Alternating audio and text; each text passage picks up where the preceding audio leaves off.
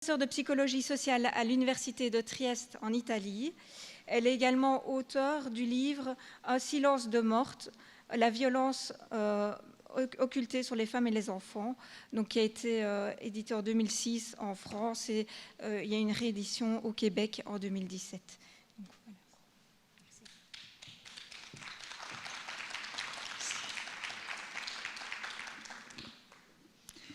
Alors bonjour à toutes et à tous et merci beaucoup à Solidarité Femmes pour avoir organisé ces congrès et pour m'avoir invitée. Je vous avoue que c'est impressionnant de voir cette salle pleine et je suis un peu émue, donc ayez de la patience avec mon français. Je vous raconterai des choses qui ne sont pas seulement spécifiques de l'Italie parce que c'est que j'ai compris en écoutant les intervenants ce matin et que j'avais déjà compris en lisant les recherches dans d'autres pays, c'est que les modèles dont on va parler sont très semblables dans des pays très différents. Donc je vous parlerai un peu de l'Italie, mais pas seulement. Et aussi, je vous anticipe qu'une partie des choses que je vais vous dire, on les a déjà entendues ce matin, donc je vais un peu me répéter. Et ça, c'est un peu paradoxal, parce que finalement, il y a déjà eu plusieurs intervenants qui mettent la question de la violence post-séparation au centre de leurs préoccupations, chose que beaucoup dans la salle partagent aussi, alors que dans les contextes sociaux, dans le fonctionnement des services et des institutions, c'est une question qui est encore pas visible, ou pas suffisamment visible. Alors, je pense que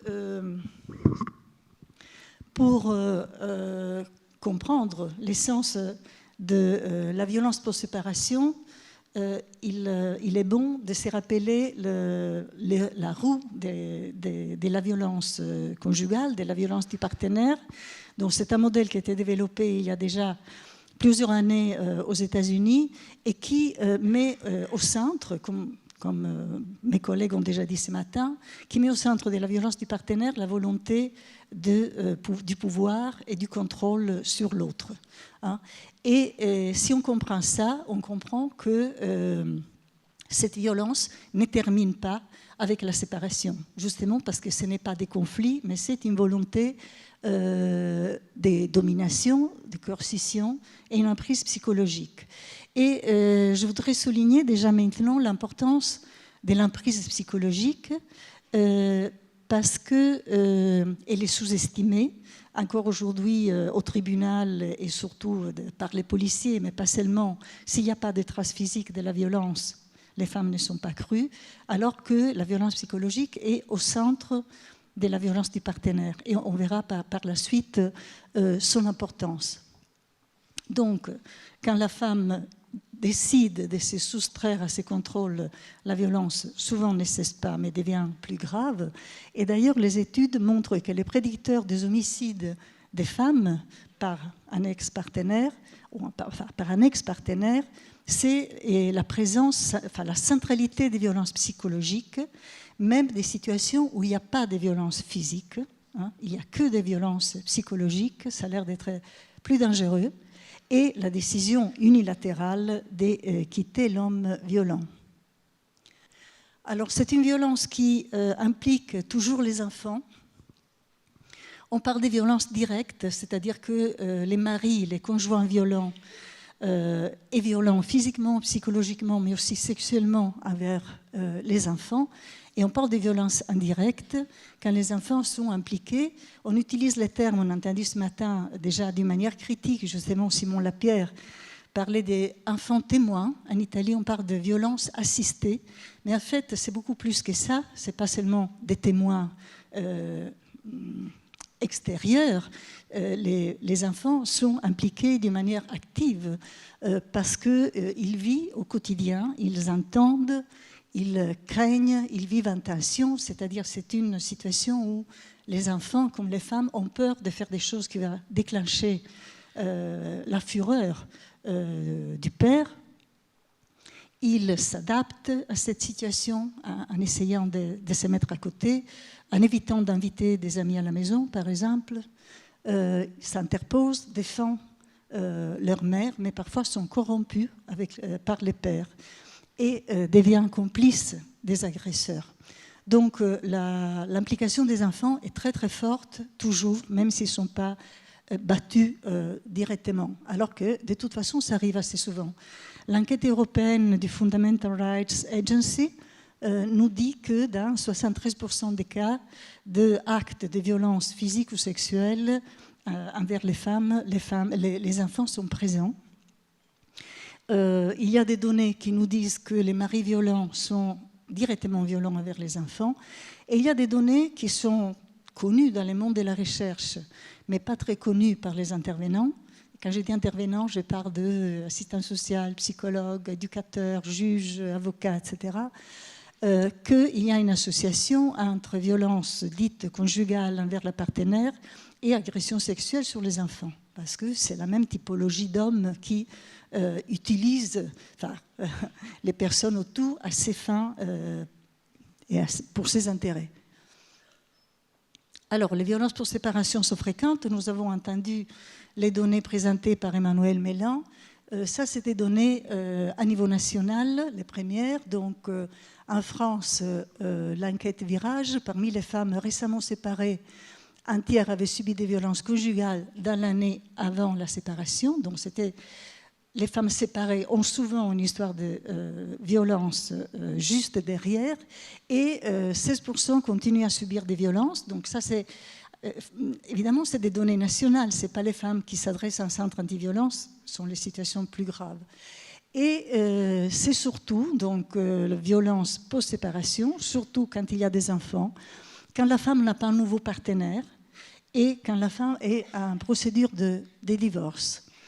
Les données italiennes vont un peu dans le même sens. Évidemment, les données ne sont jamais superposables parce que ça dépend un peu de la définition des violences et aussi de l'échantillon des femmes qui peuvent avoir de situations différentes.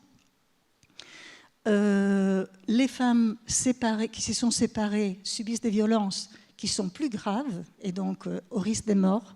Et en effet, en Italie, 2 tiers des femmes qui sont tuées le sont pendant ou après la séparation. Et ça, c'est absolument transversal par rapport au groupe d'âge. En Italie, il y a eu récemment plusieurs cas de toutes jeunes filles de 16, 17 ans, 18 ans, qui voulaient quitter un fiancé, un amoureux violent, enfin amoureux entre guillemets, et aussi des femmes âgées, vieilles, qui n'en pouvaient plus et qui voulaient se libérer de ces partenaires qui continuaient à être violents et qui étaient tués à 70, 75, 80, etc. Et il y a la recherche, il y a beaucoup de recherches qui montrent cette tendance, mais la recherche de Redford, c'est importante, même si elle est vieille, et même justement parce qu'elle est vieille, parce que ça nous dit que dans les siècles passés, on savait déjà qu'il y a la violence pour séparation qui concerne beaucoup de femmes et qui concerne aussi beaucoup des enfants. Donc on ne peut pas faire semblant de ne pas connaître cette réalité. Ça, c'est une des études que Emmanuel a citées ce matin, une étude que nous avons faite dans le nord de l'Italie. Nous avons suivi des femmes qui s'étaient adressées à un centre anti-violence dans la province de Venise, et 5 ans après, et la situation était très différenciée. Donc il y avait une partie des femmes qui étaient restées avec les conjoints violents, il y en avait 40% qui l'avaient quitté, mais qui avaient des contacts forcés, ce que nous avons appelé des contacts forcés, c'est-à-dire qu'ils étaient obligés à les voir, presque toujours à cause des enfants, ou du tribunal, mais c'était plutôt pour les enfants, et 37% qui n'avaient plus de contacts. Et dans ces 37%, il y avait quand même aussi des femmes dont les conjoints étaient partis dans son pays natal, des femmes dont les conjoints étaient morts. Donc, disons qu'une minorité de femmes s'était libérée de cette présence. Parmi celles qui subissaient encore des violences, donc presque la moitié subissait encore des violences, et ça c'était pas différent selon qu'elles vivaient ou pas encore avec les conjoints. Et les violences étaient plus fréquentes quand il y avait des enfants, quand la femme était sans emploi et quand les violences psychologiques, au début, étaient centrales. Donc, à nouveau, cette question des violences psychologiques revient comme un élément fort, même en absence, et je dirais presque surtout en absence d'autres typologies de violences. Parce que alors ça, c'est vraiment l'emprise, la volonté du contrôle. Il y a aussi la situation des enfants, enfin l'implication des enfants qui peut aller très loin, des enfants qui sont présents ou qui sont impliqués dans l'homicide de leur mère. Il y a une collègue en Italie qui a promu une loi qui devrait aider financièrement ces enfants, qui on appelait les orphelins spéciaux, parce que c'est des enfants qui perdent leur mère dans des circonstances dramatiques, parfois sont présents lors de l'homicide, qui perdent leur père parce qu'il se suicide ou il va en prison, mais de toute façon, c'est un père qui a tué la mère, et qui sont dans des situations absolument dramatiques, aussi parce que ils sont souvent confiés à une famille des grands-parents qui est isolée par rapport à l'autre famille. Donc c'est une situation vraiment absolument dramatique. Alors aux États-Unis, on estime que quand une femme est tuée par son partenaire ou ex-partenaire, dans 60% des cas, les enfants sont présents ou dans la chambre à côté.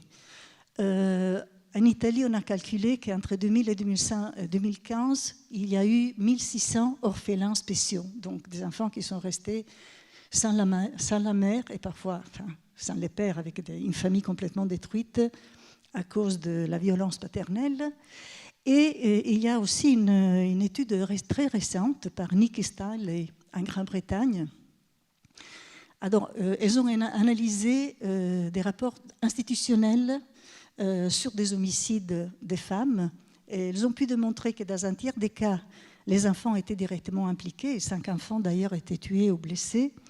Et elle met au centre de leur analyse, c'est leur analyse des chercheurs, ce n'est pas au centre des rapports institutionnels, la question de la garde. C'est-à-dire que beaucoup de ces homicides tournaient autour du moment de s'échanger les enfants, par exemple. Et la violence du partenaire, toute l'histoire de violence des partenaires était presque toujours absente de ces rapports institutionnels. Donc on commence à voir plusieurs situations où la violence, pourtant énorme, disparaît de l'analyse sociale et institutionnelle.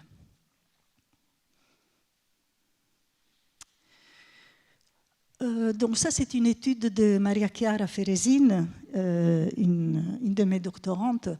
Elle a fait une étude qualitative, toujours sur ces sujets, en interrogeant des femmes avec enfants qui s'étaient adressées à un centre anti-violence et qui avaient des problèmes, comme toujours, pour la garde des enfants. Les partenaires continuaient à être violents, c'était surtout des violences psychologiques, des soi-disant stalking, des harcèlements dans plusieurs circonstances, parfois des violences physiques et sexuelles, mais les centres, les cœurs de ces violences de l'ex-partenaire étaient des attaques aux femmes en tant que mères et des attaques à la relation mère-enfant. Ça ressortissait d'une manière très très forte de ce que les femmes racontaient. Et donc, qu'est-ce qu'ils faisaient, les ex-partenaires violentes? Donc, ils avaient... En fait, c'était dramatique de voir comme c'était une stratégie complexe et organisée. Donc, c'était vraiment les contraires du raptus dont on nous parle dans les journaux souvent. Donc, il y avait, les mères étaient blâmées, étaient culpabilisées parce que, soi-disant, elles avaient cassé la famille, cette belle famille. Les mères étaient dénigrées avec un langage souvent ordurier. Les mères étaient appauvries parce que les pères ne payaient pas ce qu'ils devaient payer pour les enfants et leur vie était rendue impossible. Ça suffit d'imaginer la situation des horaires, des pères qui devraient venir chercher les enfants, on ne vient pas, vient quand ils ne devraient pas venir, etc. Donc une vie vraiment rendue très très difficile. Ces pères violents essaient de corrompre les enfants. C'est une corruption d'enfants. Par exemple, une chose qui revenait souvent, c'était des pères qui ne payaient pas les dus, enfin pour les soins médicaux, par exemple, ou pour les choses nécessaires pour la vie des enfants. Ils ne les payaient pas, donc les mères devaient subvenir, mais ils achetaient des choses très, très coûteuses, très chères, des cadeaux très chers aux enfants, qui évidemment étaient séduits, entre guillemets, par ces cadeaux paternels.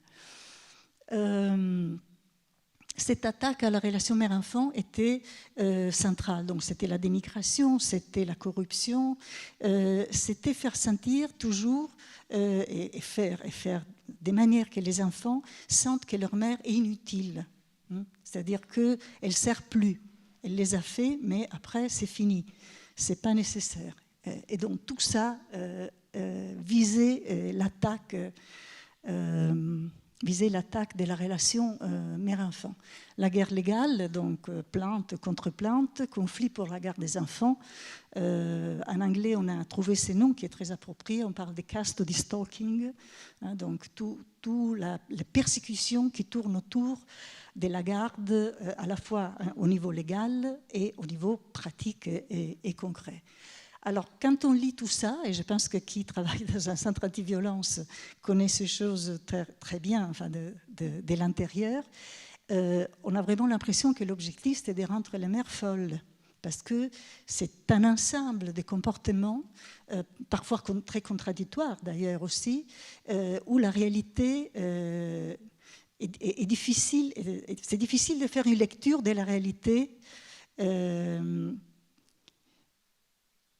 qui te met au centre en tant que sujet capable de gérer une situation ingérable, finalement. Et c'est un peu ce qu'il disait aussi, je crois, Denise tout à l'heure. Donc l'objectif, je pense, c'est casser les liens mère-enfant et rendre les femmes folles. Alors, il faut dire, on va voir tout à l'heure, que les comportements des institutions et des services est tout à fait collusif, c'est-à-dire que les services, autant que les hommes violents, et parfois même plus, contribuent à essayer de rendre les mères, les femmes, mais on a vu que c'est surtout des mères, folles. Alors, qu'est-ce qui arrive en Europe, et en fait pas seulement en Europe, dans le monde occidental depuis 15 ans, je dirais 20 ans. Donc les dogmes, c'est la biparentalité, donc après une séparation, les deux parents doivent être présents chez les enfants, ce qui est évidemment tout à fait bien, tout à fait souhaitable. La garde partagée ou la garde conjointe, enfin ça dépend de comment on l'appelle dans les différents pays, devient les modes principaux des gestions de la garde des enfants après la séparation. Dans la plupart des pays, les lois mettent des exceptions. C'est-à-dire, dans les lois, normalement, c'est spécifié que la garde conjointe doit être utilisée, sauf si il y a un parent qui n'est pas adapté. Donc, la loi le prévoit, mais dans la pratique, c'est comme si ça n'existait pas. Et en général, et dans tous les pays dont on a des connaissances, donc un peu partout, on considère que les contacts avec un père violent sont dans le meilleur intérêt de l'enfant. Et on verra par la suite comment cela peut se faire. De toute façon, quand on regarde la littérature internationale, c'est paradoxal, mais enfin c'est paradoxal, c'est vraiment à en avoir des frissons dans les dos. Parce que c'est le monde à l'envers. C'est ça qu'on observe. Alors, par exemple, c'est des études qui viennent plutôt des pays des langues anglaises, États-Unis, Grande-Bretagne, Australie, beaucoup, peut-être le Canada aussi, je ne me rappelle pas. Alors, par exemple, dans les conflits pour la garde des enfants, des pères accusés de violences conjugales ont la même probabilité des pères non violents d'obtenir la garde des enfants. Donc, d'être un père violent n'est pas une limite pour avoir les enfants. Silberg, une étude très très intéressante, enfin terrifiante par ailleurs, qui montre que les mères qui signalent les violences subies par elles ou par les enfants ont moins de probabilités d'obtenir la garde.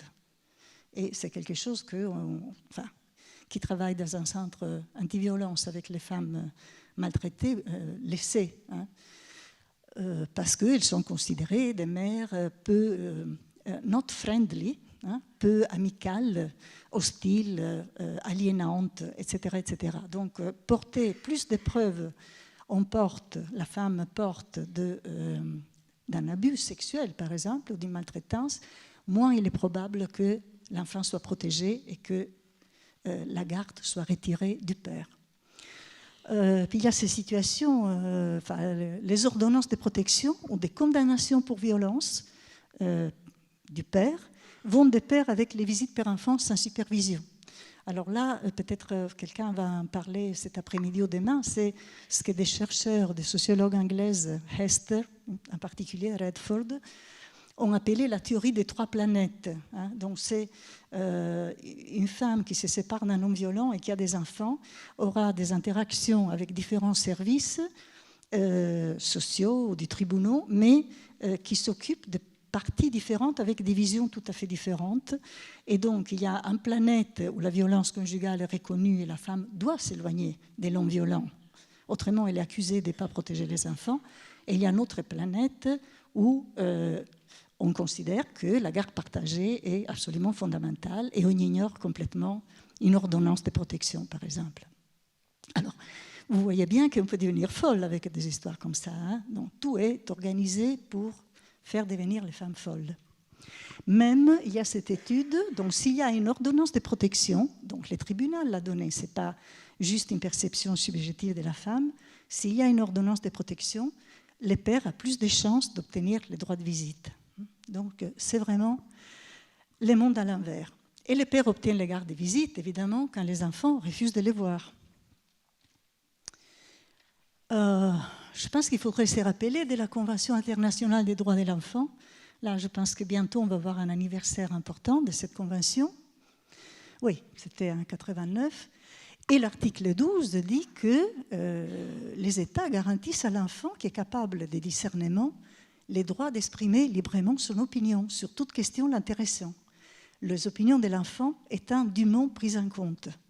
On donnera à l'enfant la possibilité d'être entendu dans toute procédure judiciaire ou administrative qui l'intéresse.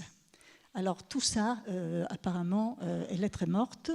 Là, je cite une de nos interviews dans un service social où l'intervenante raconte une histoire et dit l'enfant ne voulait pas voir son père et ne le veut pas. Donc c'est un enfant qui a continué à refuser de voir son père. Et l'intervieweuse, la chercheure, dit « Mais d'après vous, pourquoi on le force bien que l'enfant ne veuille pas ?» Et l'intervenant du service social dit « Parce que c'est les droits de l'enfant. De toute façon, quand l'enfant est petit, il ne sait pas tellement évaluer. Donc, est-ce que c'est les droits de l'enfant ou est-ce que c'est les droits d'un père violent ?» Question rhétorique.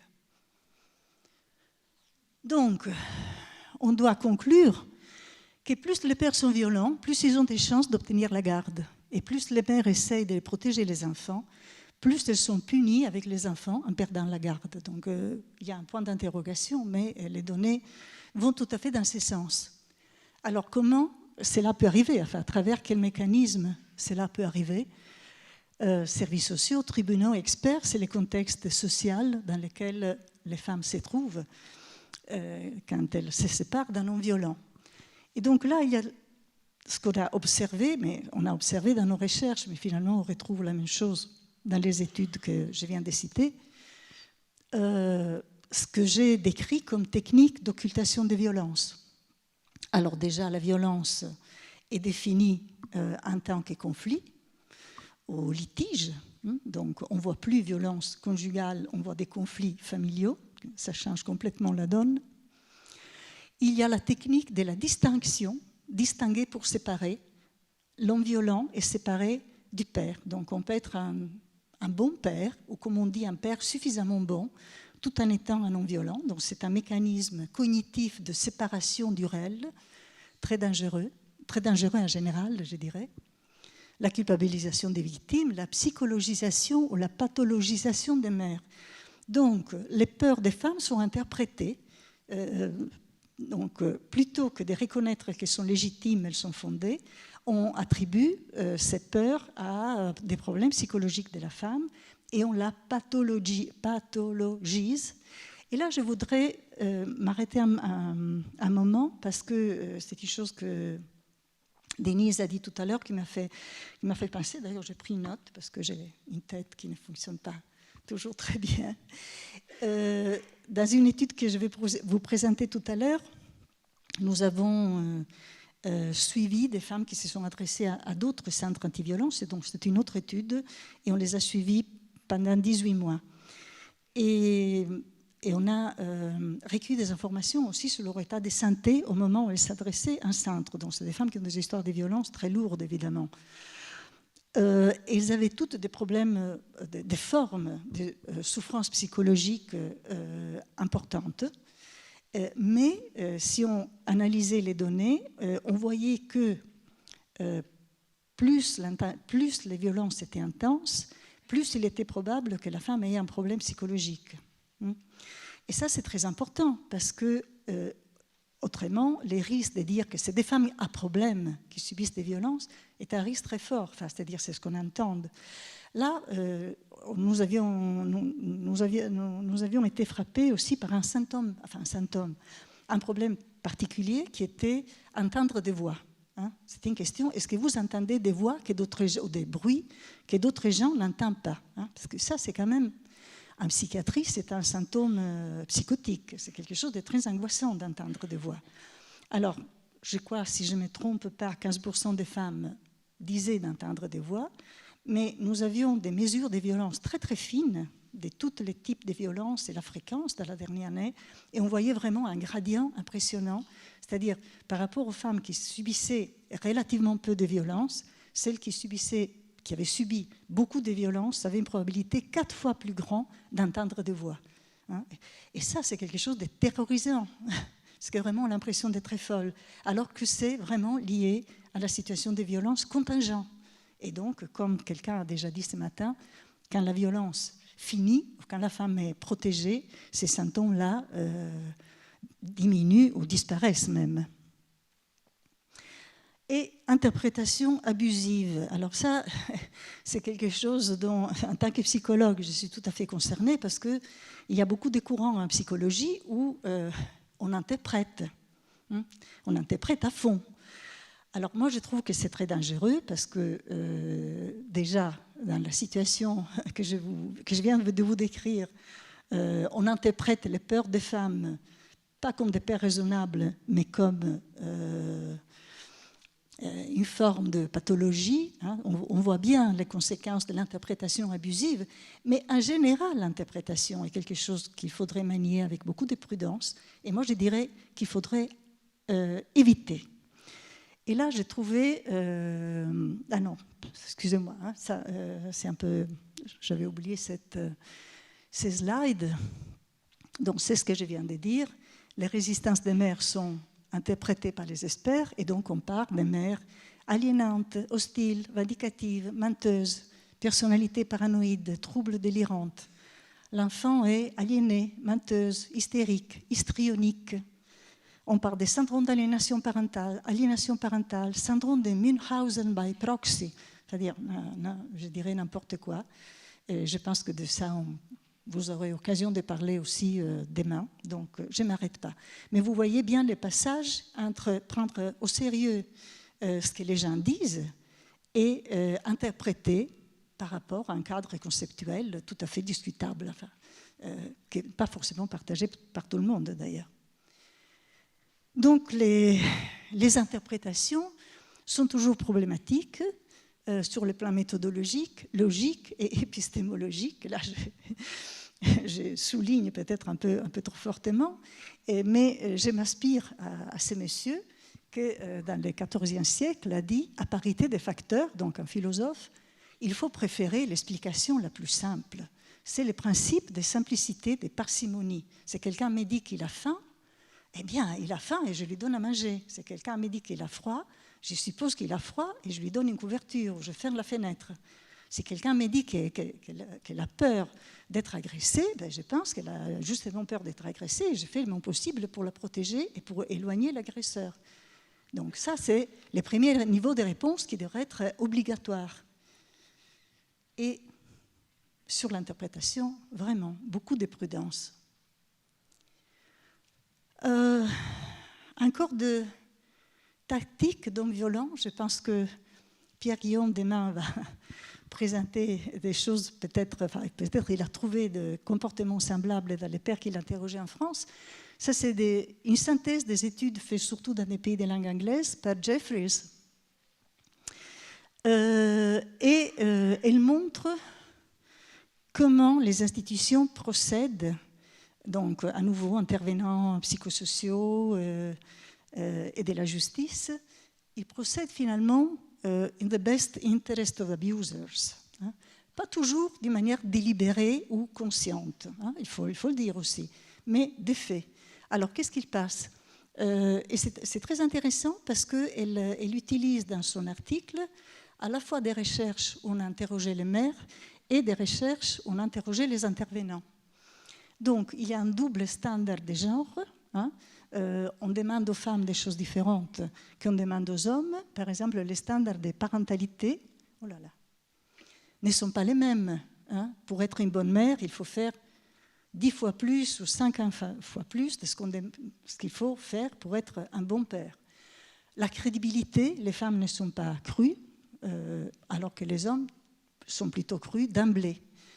La croyance dans la nécessité de la présence du père, même violent, alors que finalement, il n'y a pas des recherches qui montrent qu'on a besoin d'un père violent. Au contraire, toutes les recherches que nous avons à disposition nous montrent que d'avoir un père violent, c'est préjudiciable pour le développement de l'enfant et ça lui fait un modèle de violence qui risque de se reproduire. Donc, l'évidence des faits, l'évidence scientifique, et du côté de, il vaut mieux éviter la présence d'un père violent. Alors que beaucoup d'intervenants fonctionnent comme si ça avait été démontré et acquis que c'est important d'avoir un père violent, enfin qu'il faut que l'enfant ait ce père violent.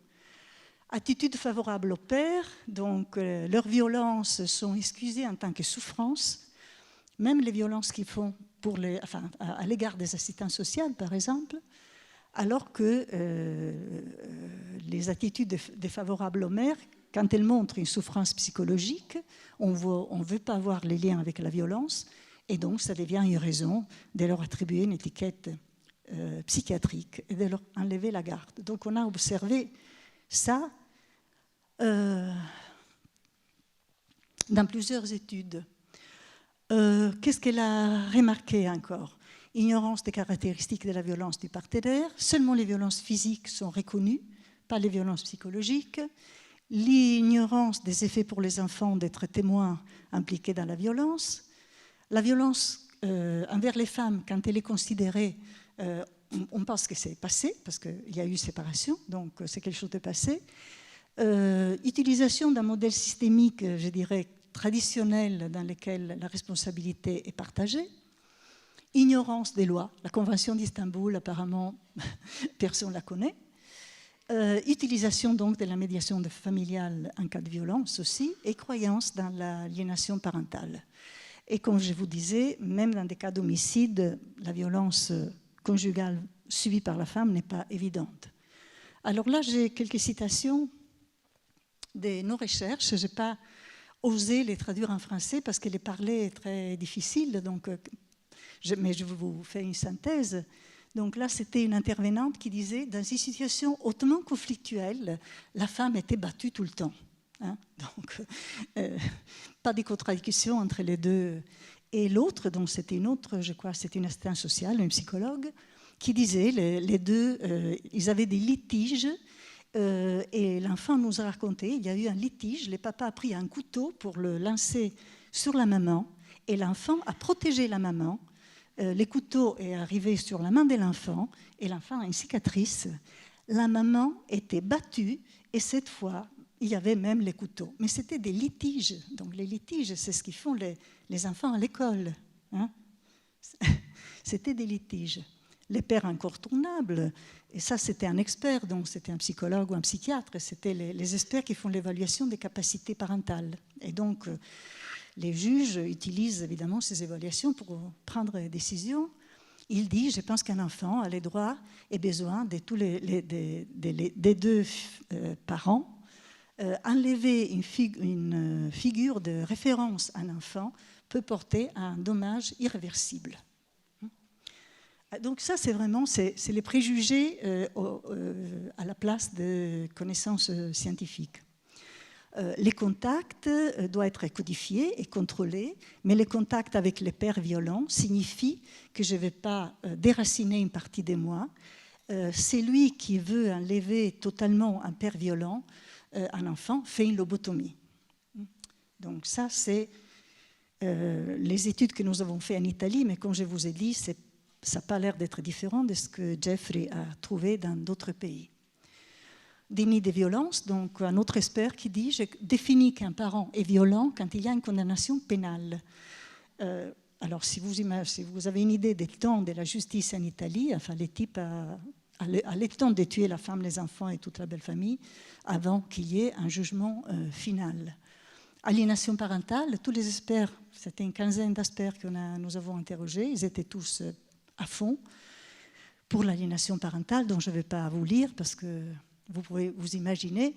Et sur la Convention d'Istanbul, donc nous avons fait ces entretiens il y a une année, donc la Convention était déjà loi en Italie, et c'était vraiment décourageant.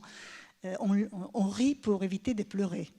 Alors, il y en a un qui dit « Alors, la Convention d'Istanbul, vous me rappelez l'année, parce que personnellement, je la connais très peu. » Et un autre, c'est toujours un expert qui prend des décisions, dit « Est-ce que vous pouvez me rappeler Je ne me rappelle pas très bien, peut-être c'est sur la violence envers les femmes. » Donc, ça donne un aperçu. Et je trouve que c'est très important d'interroger les professionnels. Là, il faudrait interroger les juges, mais ils échappent un peu. Ce n'est pas très facile.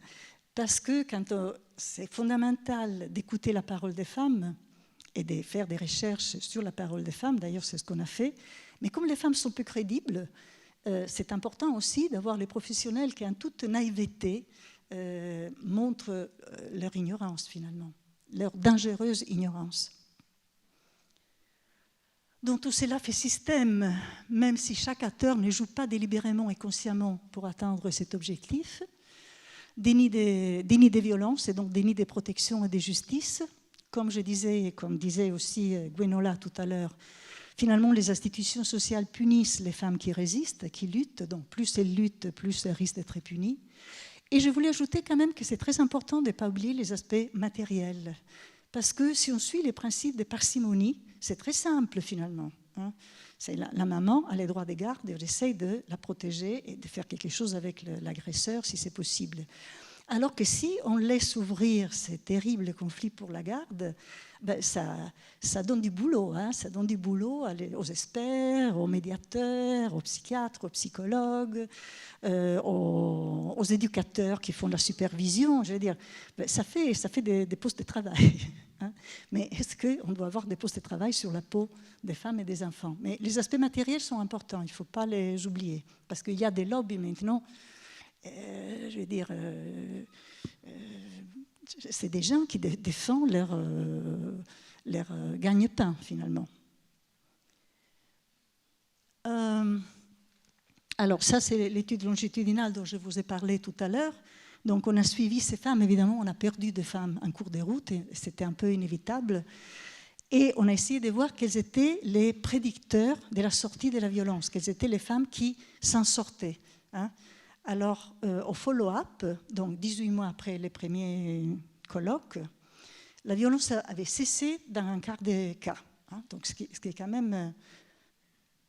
il y a un quart des femmes qui s'en sortent 18 mois après. Parce qu'il y a un travail magnifique des centres anti-violence. Ça, c'est des femmes qui ont été suivies par des centres anti-violence. Dans 46% des cas, la violence avait diminué de moins 50%. Donc nous avions des mesures très précises avant et après, donc on peut les dire. Et dans 30% des cas, la violence n'avait pas diminué. Dans un cas seulement, elle avait augmenté. Alors, qui étaient les femmes? Quels étaient les prédicteurs des violences? Eh bien, c'était surtout l'effet d'avoir ou pas d'avoir d'enfants. Hein. Donc, il était plus probable que s'en sortent les femmes jeunes, avec des hommes jeunes, enfin, évidemment, où il n'y avait plus de cohabitation, il n'y avait pas de contacts forcés, il y avait une courte durée de la violence, ça va ensemble, et il n'y avait pas d'enfants. Et la présence des enfants était l'obstacle majeur. Vous voyez que la violence avait cessé ou diminué grandement au follow-up pour 92% des femmes qui n'ont pas d'enfants, 84% pour celles qui ont un enfant et 5% pour celles qui ont 2 ou plus enfants. Et donc là, on voit bien comment, autour de la garde se jouent les pouvoirs de domination de l'homme qui agit avec le soutien du système social, finalement.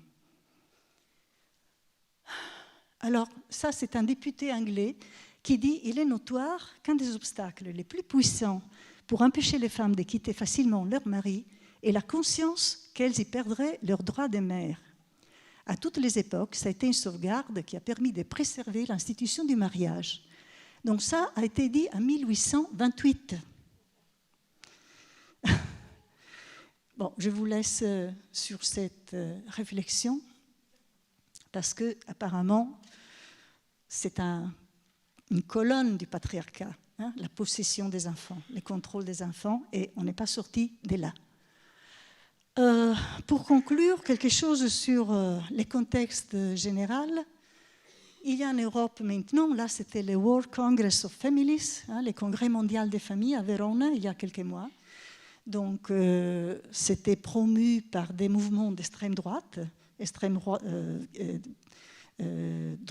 droite catholique, mais les deux mouvements ensemble, pour la défense des droits patriarcaux, pour la défense de la soi-disant famille naturelle, donc avec un père et une mère des deux sexes, mais surtout chacun dans ce rôle socialement déterminé.